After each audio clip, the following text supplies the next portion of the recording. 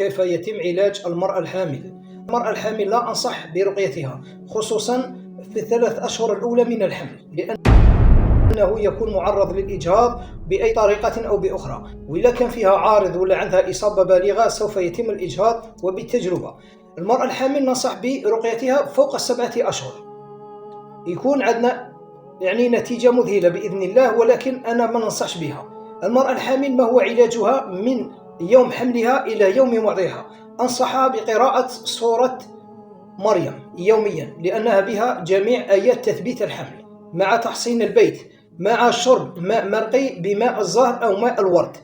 ولا أنصح بشرب زيت الزيتون، زيت الزيتون مرقي تدهن به فقط ولا تشربه، مع الابتعاد عن المقيئات والمسهلات، مع إذا لم يكن فيه مشكل في صحتها قليل من العسل المرقي يوميا فقط، مع تحصين البيت. هذا هو البرنامج العلاجي تاع المرأة الحامل في فترة العلاج حتى وضعها بإذن الله. وبالنسبة للرقية أنا لا أنصح بها نهائيا في فترة الحمل 9 أشهر كاملة، ولو أنه تقدر فوق 7 أشهر، بصح أنا ما ننصحش بها، خصوصا في الثلاث أشهر الأولى. اللهم إني بلغت، اللهم فاشهد، والله لإني إليكم لناصح أمين. مع تحية شيخ الراقي المعالج الباحث أبو تقي الله